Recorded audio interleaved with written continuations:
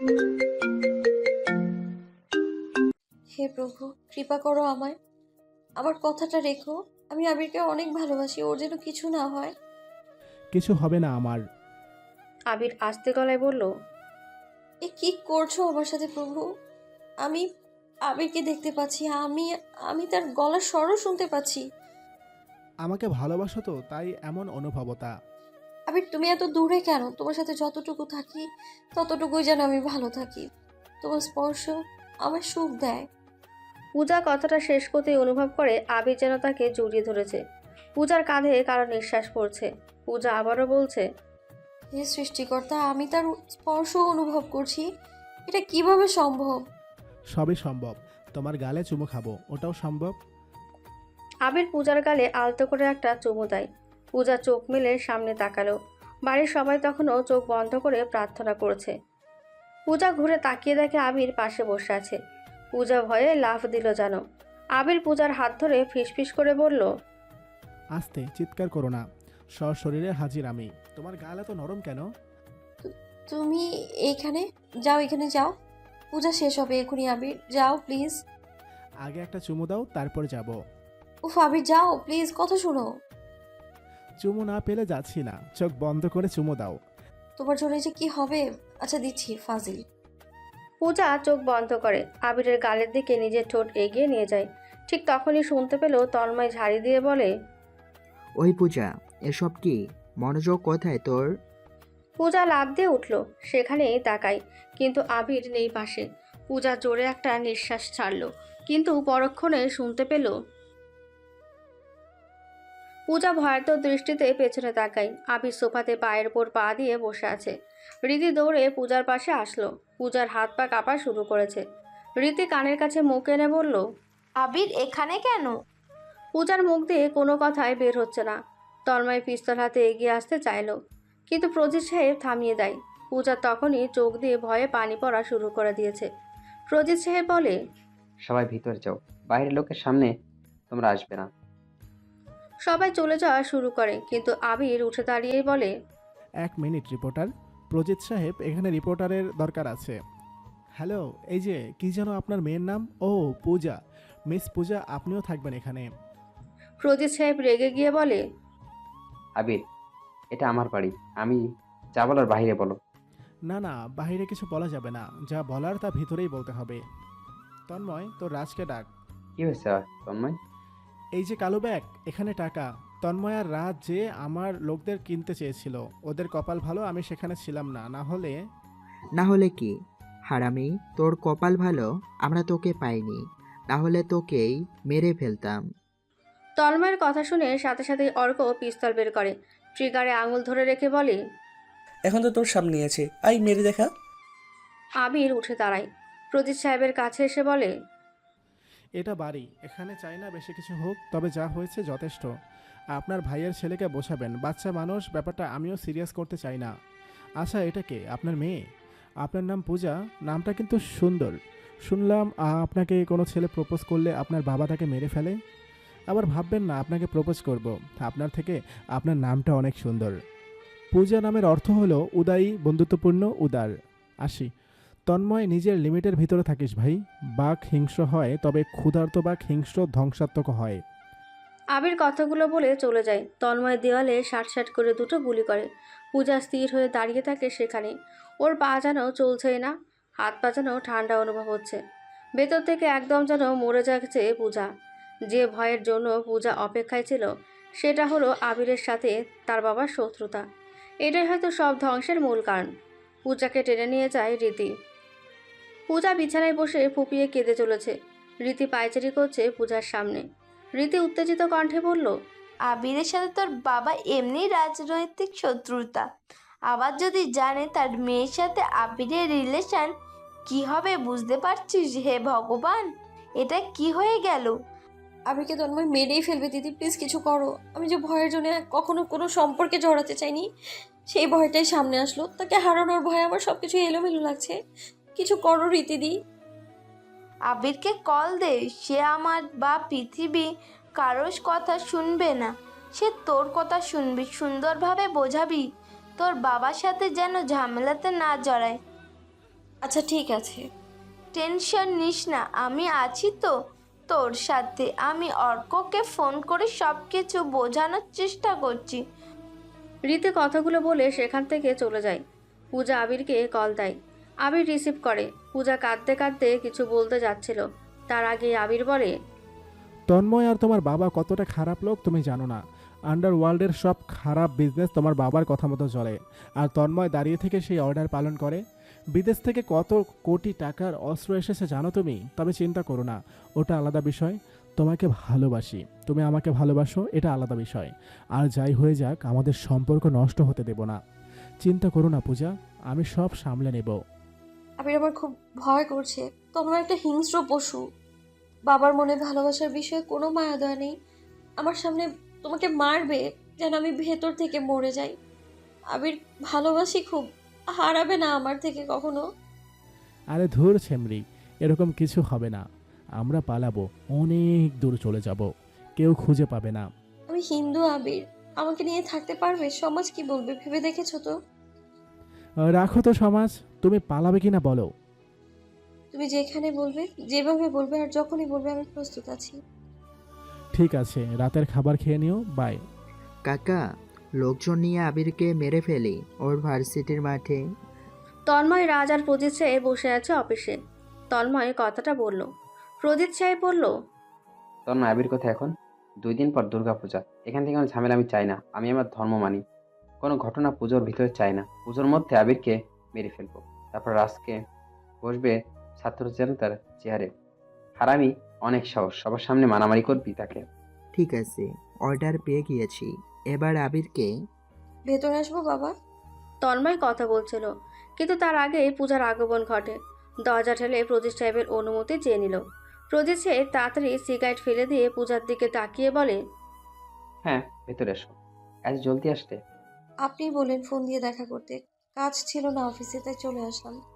আচ্ছা, বসো এখানে। প্রজিত সাহেব ড্রয়ার খুলে 2 লাখ টাকা পূজার দিকে বাড়িয়ে দেয়। পূজা টাকাগুলোর দিকে তাকিয়ে থাকে। প্রজিত সাহেব বলে, ঠিক 2 দিন পর দুর্গাপূজা, শপিং করো যাও। এটাতে হবে নাকি আরো লাগবে? প্রজিত সাহেবের টাকাগুলোর দিকে পূজা তখনও চেয়ে আছে।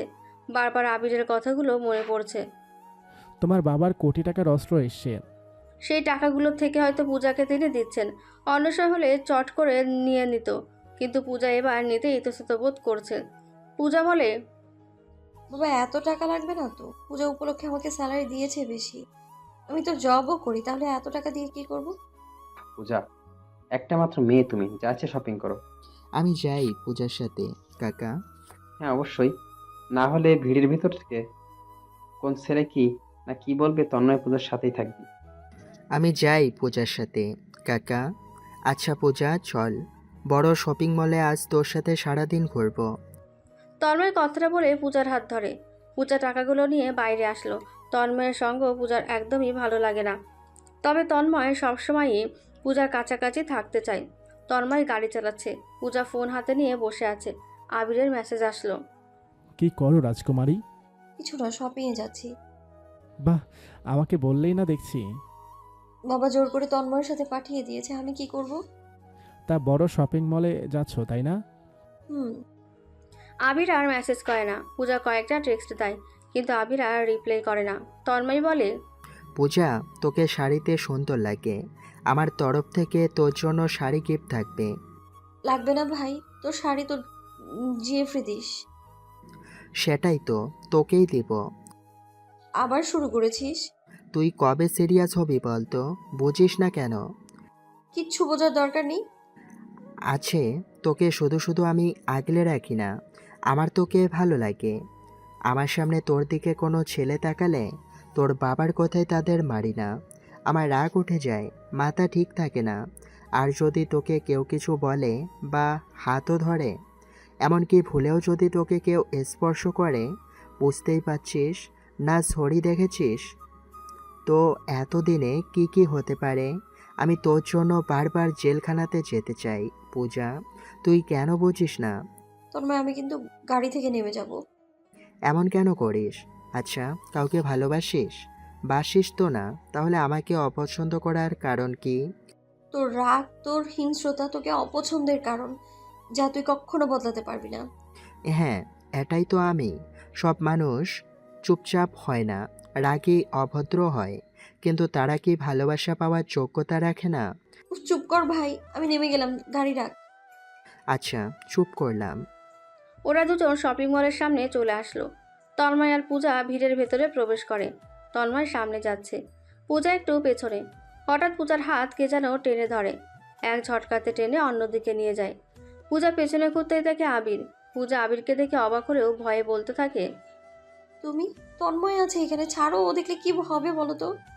ও আগে দেখুক, ভিড়ের ভিতরে তুমি কোথায় এসে জানবে কি করে? কিন্তু আমার ভয়। ধ্যাত, সব সময় এত কিসের ভয় নিয়ে চলো? কাজিনের সাথে শপিং করতে অনেক ভালো লাগছে, যাও করো, বাই। আরে আবির, এমন করো কেন? আবিরের হাত টেনে ধরে পূজা। তখনই সেখানে অর্ক চলে আসে। আবিরের হাতে কয়েকটা প্যাকেট ধরিয়ে দিয়ে সেখান থেকে চলে যায়।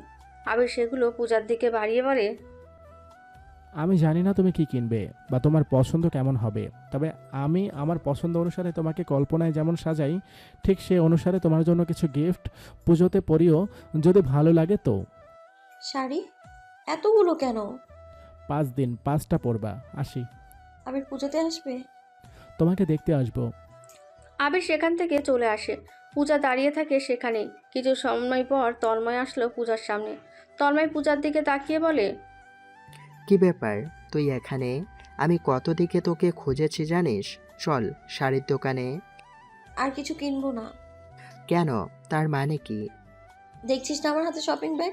চল বাসায় চল। তুই কখন কিনেছিস এসব? আন্দাজে কি না কি কিনেছিস? চল বলছি। চুপ কর তুই, পরবো আমি, পছন্দ কি তুই করবি? আমার যেটা ভালো লেগেছে আমি সেটাই কিনে নিয়েছি, আর ব্যাস এগুলোই পরবো আমি। পূজা আর সেখানে দাঁড়ালো না, সোজা চলে আসে সেখান থেকে। তন্ময়ের কোনো কিছুতেই হিসেব মিলছে না। 10 মিনিটে কোনো মেয়ের শপিং শেষ হয় না। পূজা কখনো অকারণে ফোন চাপে না। ওর ব্যালকনির সামনে এর আগে কেউ ফুল রাখার সাহস পায়নি। তাহলে এত সাহস কার আছে? এমন ছেলে কে আছে যার আমাদের সামনে কথা বলবে? বা এত হিংস্র হওয়ার সত্ত্বেও পূজাকে গুরুত্ব দিচ্ছে কে? সে সাহসী কে হবে? এমন সাহস তো আবির আর তার লোকজনই দেখাবে, কিন্তু এটা কিভাবে সম্ভব হয়? তন্ময় পূজার জন্য আরও কয়েকটা ড্রেস কিনে আনে, কিন্তু পূজা কিছুতেই সেইগুলো নেয়নি।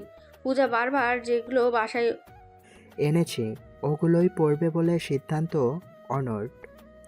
এমনটাই তো হয়, কোনো প্রিয় মানুষ কিছু দিলে, যাই হয়ে যাক, প্রিয় মানুষের দেওয়া জিনিসটাই তাদের কাছে দামি হয়ে যাবে। কিন্তু কে পূজার প্রিয় মানুষ? না না, এরকম সাহস পূজার বা অন্য কারণ নেই, কিন্তু বিষয়গুলো তো একদমও ফেলে দেওয়ার নয়। তন্ময় ছাদে দাঁড়িয়ে কথাগুলো ভাবছে, হিসেব মেলাতে পারছে না। সে পূজার সহকারীকে ফোন করে, কারণ ওই একটা মাত্র ছেলেকেই পূজার আশপাশে আসতে দেখা যায়, বা সেই পারবে আসতে। তাহলে কি সে? তন্ময় কল দেয় নোমানকে। হ্যালো নোমান, আমি তন্ময় বলছি, এমপি সাহেবের। তন্ময়দা, আদাব। আমি চিনি আপনাকে। পূজাদি ঠিক আছে? হ্যাঁ ঠিক আছে। আচ্ছা, তুমি আজকে সারাদিন কোথায় ছিলে? সকালে দুজনে একটা ছোট্ট রিপোর্ট রেডি করলাম। পূজা আপু চলে গেল বাইরে, সারাদিন এলেন না। বাকি কাজ আমি অফিসে বসেই করেছি। কেন, পূজা আপুর কিছু হয়েছে কি? না না, কিছু না। আচ্ছা, আজকে কি তুমি পূজাকে কোনো প্যাকেট দিয়েছিলে? হ্যাঁ দিয়েছিলাম। সেখানে তো আজকের বিষয়ে রিপোর্ট লেখা ছিল, কিন্তু উনি ভুলে ওনার টেবিলেই রেখে গিয়েছে। কেন? ও না, কিছু না। একটা কথা বলো তো, পূজার আশেপাশে কি কোনো ছেলে ঘরে বা অফিসের সামনে পূজার জন্য কেউ অপেক্ষা করে? না তো ভাইয়া, এমন কোনো ছেলেই কখনো দেখিনি। আপুর মুখে কোনো ছেলের কোথাও শুনিনি। আচ্ছা, তোমার কখনো মনে হয়েছে পূজা আজীব কিছু করেছে যা দেখে তুমি ভাবতে বাধ্য হয়েছো? না, এমন তো কিছু হয়নি। তবে হ্যাঁ, পূজা আপু রোজ লাঞ্চের সময় অফিস থেকে চলে যায়, হয়তো বাইরে লাঞ্চ করে। আগে অফিসে বসেই করতো। আবার কখনো কখনো সকালের খাবার নিয়ে বসে থাকে তো থাকেই। তারপর হঠাৎ করে কি হয়, ফোনের দিকে তাকিয়ে মুচকি হেসে খাবার খাওয়া শুরু করে। ব্যাস, এতটুকুই আজীব মনে হয়েছে। তন্ময় ফোন কেটে দেয়। বিষয়টা আরও জটিল লাগছে তার কাছে। তন্ময় ছাদ থেকে নিচে নেমে আসতে থাকে। পূজা তার রুমে রীতির সাথে বসে আছে। রীতিও অনেকগুলো শাড়ি গিফট পেয়েছে, যেটা দিয়েছে অর্ঘ্য। পূজা আর রীতি খুশিতে একে অপরের কোমরে হাত দিয়ে স্লো মোশনে ডান্স করছে। পূজা বলছে, দিদি আজকে আমি অনেক খুশি, শাড়িগুলি যা সুন্দর লাগছে না। উফ, কখন যে পরবো, এত সুন্দর চয়েস কবে হলো দিদি? রীতিদি, চয়েস তো সুন্দর হতেই হবে, না হলে আমাদের পূজারানীকে চয়েস করে নাকি? হুম, প্রতিদিন একটা একটা করে পরবো, সাজিয়ে রাখবো সব। কোনো ফাংশনে এগুলো পরবো আবার? এর আগে তো তোকে কখনো শপিং নিয়ে আনন্দ করতে দেখিনি, ব্যাপারটা কি? দরজার দিকে তাকিয়ে দেখে তন্ময় এসেছে। তাড়াতাড়ি ওরা দুজন আলাদা হয়ে শাড়িগুলো গোছাতে গোছাতে বলে, তন্ময়, ভদ্রতা শিখিসনি? বেয়াদবের মতো নক না করে কারো রুমে প্রবেশ করছিস? তুই রোজ লাঞ্চের সময় অফিস থেকে কোথায় যাস? 10 মিনিটে কোনো মেয়ের শপিং শেষ হয় না। এর আগে তোর ব্যালকনির নিচে ফুল আসেনি, ধুলোর উপর লাপ আঁকানো থাকেনি। খাবারের সময় তুই এর আগে কারোর জন্য অপেক্ষা করিসনি। পুরো ব্যাপারটা আমাকে সত্যি সত্যি বলবি, না হলে আমি সব কিছু ধ্বংস করে দেব, বলে দিলাম। তন্ময়ের কথা শুনে পূজা আর রীতি ভয়ে চুপসে যায়। তন্ময় এত কিছু কিভাবে জানে, কিন্তু কি বলবে সে বুঝতে পারছে না। ফোনটা হাতে নেয় সে, নোমানকে মেসেজ দিয়ে বলে, তন্ময় যদি তোকে জিজ্ঞেস করে সব কিছু পূজা আপু বলতে বলেছিল, তুই বলবি হ্যাঁ? পূজা মুচকি এসে বলে, শোন গাধা, শপিংয়ে গিয়েই দোকানে চোখ চলে যায় আমার। শাড়িগুলো পরপর সাজানো ছিল, দামটাও লেখা ছিল, দেখ এখনও আছে দাম। প্রতি পিস 5,000 টাকা। জাস্ট দেখলাম, নিলাম, টাকা বের করে দিয়ে দিলাম, ব্যাস কমপ্লিট। আর নোমানের কাছে তুই ইনফরমেশন নিয়েছিস তো? দেখছিলাম আমার প্রতি তোদের কতটা খেয়াল।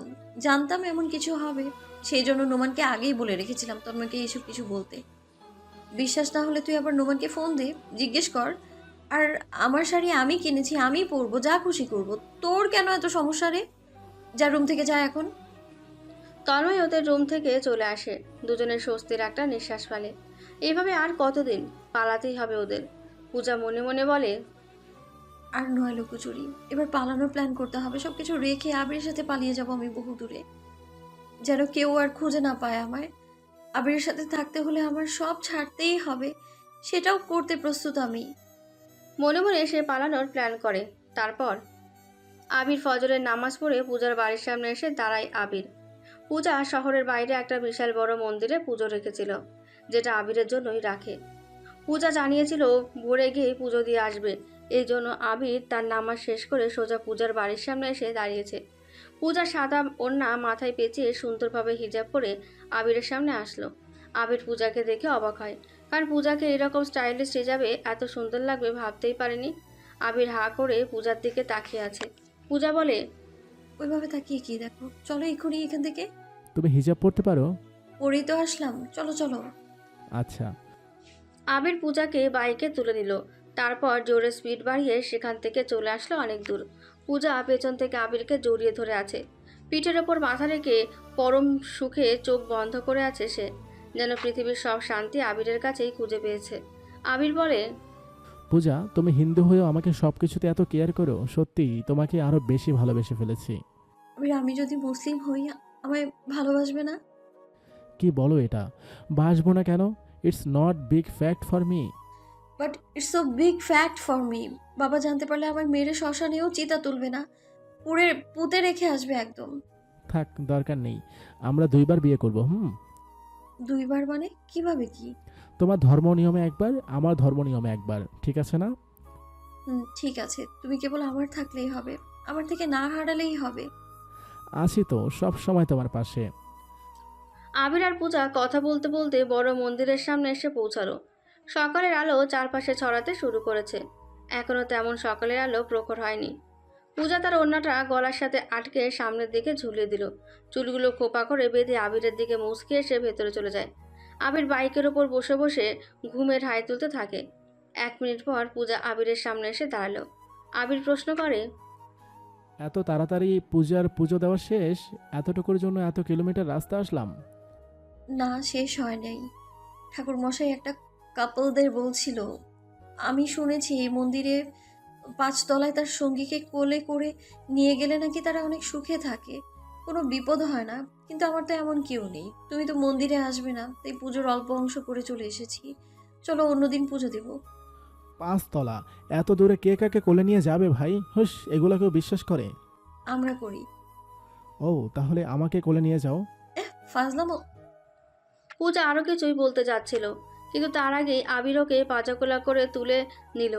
পূজা 2 হাত দিয়ে আবিরের গলা পাকড়ে ধরে। আবির মন্দিরের ভেতরে প্রবেশ করে। সবাই অবাক হয়ে ওদের দেখছে, কারণ এটা এক প্রকার অসম্ভব। অনেকে 3 তলা অবধি গিয়ে থেমে যায়, কিন্তু এই একটা কাপলদের দেখে বাকিরা বেশ খুশি। আবির স্থির দৃষ্টিতে তাকিয়ে পূজাকে কোলে তুলে নিয়ে যেতে থাকে। বেশ কিছু সময় পর আবির পূজাকে এভাবে কোলে তুলে এনে 5 তলার শেষ প্রান্তে আনলো। সবাই হাঁ করে তাকিয়ে আছে, কারণ খুব মানুষই এভাবে এখানে এসেছে। পায়ে হেঁটে এমনিতেই আসে, কিন্তু কোলে তুলে আনাটা ঢের কষ্টের। তাদের দেখে সবাই খ্রিস্টান মূর্তির সামনে থেকে সরে যায়। আবির পূজাকে নামিয়ে দিয়ে চলে আসতে যাচ্ছিল, তখনই পুরোহিত বলে, কোথায় যাও বাবা? ভগবানের ছায়ায় কষ্ট করে হাসলে আশীর্বাদ নেবে না? পুরোহিত এটা বলে আবিরকে কপালে লাল তিলক পরাতে যাচ্ছিল, কিন্তু পূজা আবিরকে সরিয়ে দেয়। পূজা পুরোহিতকে বলে, সে আমার সারা জীবনের বাহক, আমি তাকে আগলে রাখতে পারবো। বাহ, কি সুন্দর কথা বললে মা। পূজা প্রার্থনা করে। আবির পাশে দাঁড়িয়ে পূজাকে দেখতে থাকে। তারপর ওরা সেখান থেকে বের হয়, নদীর পাড়ে আসে। দুজনে খালি পায়ে অনেক সময় হাঁটাহাঁটি করে, মজা করে, ঘুরে বেড়ায়। এরপর সোজা চলে আসে শহরে। পূজা বাড়িতে আসলো। সবাই বাড়িতে গোল হয়ে বসে আছে সোফায়। পূজা ওপরের ঘরের দিকে যাওয়ার জন্য পা বাড়ায়। তখনই তন্ময় ডাক দেয় পূজাকে। পূজা তন্ময়ের সামনে এসে দাঁড়ালো। রীতির দিকে পূজা তাকায়, কিন্তু রীতি কিছুই বলতে পারে না। তন্ময় প্রশ্ন করে, তুই কোথায় গিয়েছিলি? বাইরে ছিলাম, এখন আসলাম। কেন? বাইরে ছিলি জানি, কিন্তু কোথায় গিয়েছিলি সেটা বল। কেন তোকে কেন বলবো? আমি যেখানে খুশি যাব, তোকে বলতে হবে? হ্যাঁ, বলতে হবে। কোথায় গিয়েছিলি বল। শর্ত, তোর সাথে কথা বলার সময় নেই আমার। তন্ময়কে কথাটা বলে পূজা চলে যাওয়ার জন্য পা বাড়ায়। তন্ময় পূজার হাত ধরে ঠাস করে পূজার গালে একটা চর বসিয়ে দেয়। এক চরে পূজা রীতির পায়ের উপর এগিয়ে পড়ে। পূজা কিছু বলার আগেই তন্ময় বলে, তোর সাহস কি করে হয় আবিরের সাথে কোথাও যাওয়া, তার সাথে কথা বলা, তাকে ভালোবাসা? পূজা অবাক আর ভয়ার্ত দৃষ্টিতে তন্ময়ের দিকে তাকায়। তন্ময় এসে আরও একটা চর দেয় পূজার গালে। পূজা ছিটকে পড়ে সোফার উপরে। তন্ময় বলে, কুত্তার বাচ্চা, তোর সাহস কিভাবে হয়? এত সাহস আবির দিয়েছে না? ওই মেরে ফেলবো আমি। এতদিনে বড় কোনো চান্স পাচ্ছিলাম না। শালাকে এবার কেউ বাঁচাতে পারবে না। ও জানে না ও কোথায় হাত দিয়েছে। ভগবানের দিব্যি, আমি ওই পোলারে মেরে ফেলবো। তন্ময়, বাড়িতে বাচ্চারা আছে, গালি নয়। কাকা, আমি ওকে মেরে ফেলবো। কার তার আগে পূজাকেও আত্মরা করব আমি। কত বড় সাহস! ও ভালোবাসছে একটা ছেলেকে। ওই এত সাহস আবির দিয়েছে না তোর? তোর সামনেই কুত্তার বাচ্চারে মারবো। ভালোবাসিস না তাকে? তোর ভালোবাসা বের করছি আমি। তুই ভালোবাসলি একটা মুসলিম ছেলেকে। অনেক বড় অপরাধ করে ফেলেছিস। এই অপরাধে মরতে হবে তোর। তন্ময় পূজার চুলগুলো মুষ্টিবদ্ধ করে ধরে। পূজার ঠোঁট ফেটে রক্ত বের হওয়া শুরু করেছে। বাড়ির কেউ কোনো কথাই বলছে না, সবাই দাঁড়িয়ে দেখছে। প্রজিত সাহেব এখনো অবধি পূজার দিকে তাকায়নি। পূজা কাঁদতে কাঁদতে বলে, তবে আবিরকে কিচ্ছু বলবি না, সব দোষ আমার, ওর যেন কিচ্ছু না হয়। চুপ কর, তোকে কিন্তু মেরে ফেলবো আমি। তন্ময় আরও একটি চর বসিয়ে দেয় পূজার গালে। পূজা সোফার কাঠের ওপরে পড়তেই কপাল ফেটে রক্ত বের হওয়া শুরু করেছে। তখনই পূজা জ্ঞান হারায়। প্রজিত সাহেব বলে, পুজোতে তার রুম নিয়ে যাওয়া হয়, আর অনুমতি ছাড়াও ওই ঘরের আশেপাশে কেউ যায় না।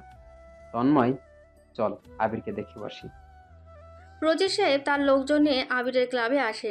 আবির ক্লাবেই নেই, অর্করা বসে আছে। তন্ময় ক্লাবের ভেতরে আসতেই গালি দিয়ে বলতে থাকে, ওই আবির, শালা কোথায় তুই? খাঙ্কে পোলা, বের হ, সামনে আয় হারামি। কি ব্যাপার প্রজিত সাহেব, আপনি এখানে? আবির কোথায়? বাইরে আছি, সকাল থেকে এখনো আসেনি। তন্ময় কি বলেছে এসব?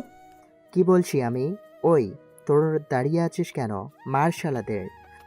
তন্ময়ের কথা অনুসারে প্রজিত সাহেবের লোকজন অর্ক, কাব্য আর রাতুলকে পেটাতে থাকে। রাতুল অলরেডি মারের চোটে জ্ঞান হারিয়ে পড়ে থাকে। তন্ময় অর্ককে লাথি মারতে থাকে। কোমর থেকে পিস্তল বের করে অর্কের কপালে ধরে বলে, তোদের আবির অনেক বড় ভুল করে ফেলেছে রে। ওর তো মরতেই হবে, সাথে তোরাও মরবি। আবির আসলে বলে দিস পূজার জন্য মরতে পারবে কিনা। বিশ্বাস কর ভাই, তোরা আবিরকে কেউ বাঁচাতে পারবে না। আবিরকে তো আমি মারবই, সাথে ওর সব কিছু শেষ করে দেব আমি। সে এখনও জানেই না কি কি করেছে। একজন মুসলিম হয়ে হিন্দু মেয়ের সাথে সম্পর্ক করলে কি কি হয় তা পুরো দেশের মানুষ দেখবে। তন্ময় কথাটা বলে, রাতুলের দিকে পিস্তল তাক করে ধরে। এবার আর কোনো কথাই বলে না। রাতুলের বুকে শাট করে দুটো গুলি করে তন্ময়। অর্ক তন্ময়ের পাঁচ খামচি দিয়ে ধরে। তন্ময় পিস্তলের পেছনের অংশ দিয়ে অর্কের কপালে জোরে জোরে দুইটা বাড়ি দেয়। কাব্য আর অর্ক জ্ঞান হারিয়ে পড়ে যায়। আর রাতুল মরে গিয়েছে এতক্ষণে। পূজার জ্ঞান ফিরেছে। সে চোখ মেলে তাকিয়ে দেখে কপালে ব্যান্ডেজ করা। কিন্তু আবিরের কথা মনে পড়তে শরীরের সব যন্ত্রণা ভুলে দরজা খুলতে যায়। কিন্তু বাইরে থেকে দরজা আটকানো। পূজা দরজায় জোরে জোরে ধাক্কা দিতে থাকে। চিৎকার করে কাঁদতে কাঁদতে বলে, আমাকে আবিরের কাছে যেতে দাও, আমি আবিরের কাছে যাব। ওকে কিছু বলো না কেউ, আবির কিছু করো না। আমি আবিরকে ভালোবাসি, আমাকে তার কাছে যেতে দাও। আমরা অনেক দূরে চলে যাব, প্লিজ আবিরের কাছে আমায় যেতে দাও। রীতিদি দরজাটা খুলো প্লিজ, মা দরজা খুলে দাও, দোহাই লাগে আমায় যেতে দাও প্লিজ। পূজা দরজা ধাক্কা দিতে দিতে হাঁপিয়ে যায়। সে দরজার কাছেই হেলান দিয়ে বসে পড়ে। চিৎকার করে কাঁদতেও পারছে না আর। চারপাশ তার অন্ধকার হয়ে আসছে।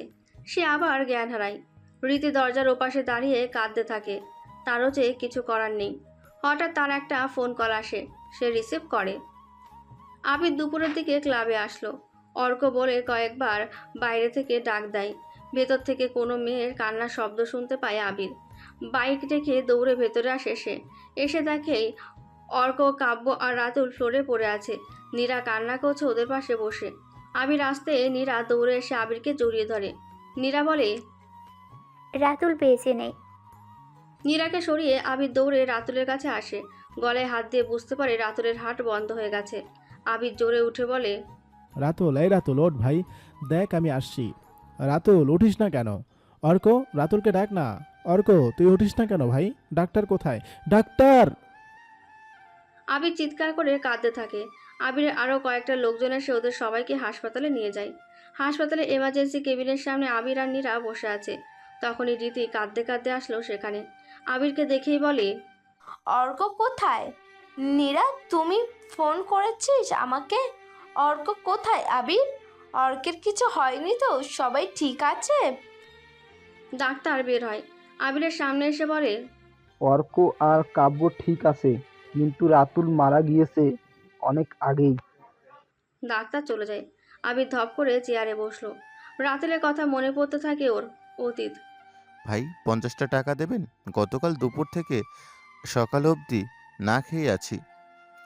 গলির মাথায় যে ভাই ব্রাদার রেস্টুরেন্ট আছে সেখানে থেকে পাতলা ডাল আর শুকনো ভাত খাবো। 40 টাকা খরচ হবে, বাকি 10 টাকা দিয়ে সিগারেট কিনে আকাশের ধোঁয়া ছেড়ে ভাবকে গালি দেব। আবির ঢাকা ভার্সিটিতে তখন সেকেন্ড ইয়ারে পড়ে। আবিরের সাথে অর্ক আর কাব্য থাকতো। ওরা পাশের কলেজের ইন্টারে পড়া ছেলেপুলে ছিল। ভার্সিটির মাঠে বসে তিনজন ছাত্র রাজনীতির বিষয় নিয়ে আলাপ করছিল। তখনও রাজের রাজত্ব ছিল এখানে। রাতুল এসে ওপরের কথাগুলোই বলে। অর্কদের বয়সের ছেলেটা, এক ক্লাস হয়তো নিচে হবে। রাতুলের বলা কথাগুলো শুনে আবির বেশ অবাক হয়। প্রশ্ন করে, বাপকে গালি দিবি কেন? সারা জন্ম দিয়ে ফেলিয়ে রেখে চলে গেছে, কষ্ট করে বেঁচে থাকতে হয়। কষ্ট করেই তো বাঁচে মানুষ। হ্যাঁ বাঁচে, কিন্তু রোজ দুবেলা না খেয়ে থাকে, রাস্তার পাশে শুয়ে থেকে খোলা আকাশটার গায়ে চাদর হিসেবে ব্যবহার করা। তখনই বুঝবেন কষ্ট কাকে বলে। আচ্ছা নে 100 টাকা, যা খেয়ে আয়। 50 টাকা দেন, অপ্রয়োজনের জন্য 1 টাকাও নিজের কাছে রাখি না। আবির আর নেয় না সেই টাকা। রাতুল কিছু সময় পর আবিরের কাছে ফিরে এসে বাকি টাকা দিয়ে দেয়। তারপর থেকে আবির রাতুলকে নিজের কাছে সাথে রেখেছে দিয়েছে। আবির যেদিন প্রথমবার রাতুলের জন্মদিন উপলক্ষে বাইক কিনে দেয়, সেদিন আবিরকে জড়িয়ে ধরে রাতুল বলে, ভাই, কেউ কিছু করুক আর নাই করুক, আমি কতটুকু করলাম সেটাও দেখার বিষয় না। আপনার জন্য যদি মরতেও হয় সেদিকেও আমি সবার আগেই মরতে প্রস্তুত থাকব। বর্তমান। রাতুলের সেই কথাগুলো মনে পড়তেই আবিরের চোখ দিয়ে পানি পড়া শুরু করে। অর্ক আর কাব্য আবিরের পাশে এসে বসলো। আবির ওদেরকে জড়িয়ে ধরে কাঁদতে থাকে। রীতি বলে, পূজাকে বাইরে বের হতে দেখে ফেলে তন্ময়। আমি তন্ময়কে আটকানোর চেষ্টা করি, কিন্তু সে সুযোগ হয়নি। পূজাকে ফোন করি, কিন্তু তার ফোন বাড়িতে রেখে চলে যায়। তোমরা যেখানে যেখানে গিয়েছিলে তন্ময় সেখানেই ছিল। তোমার পিছু নিয়ে সে সব জেনে ফেলেছে। পূজাকে মেরে অজ্ঞান করে তার রুমেই আটকে রেখেছে। আবির, তুমি শহর ছেড়ে চলে যাও। অর্ক, তুমিও চলে যাও।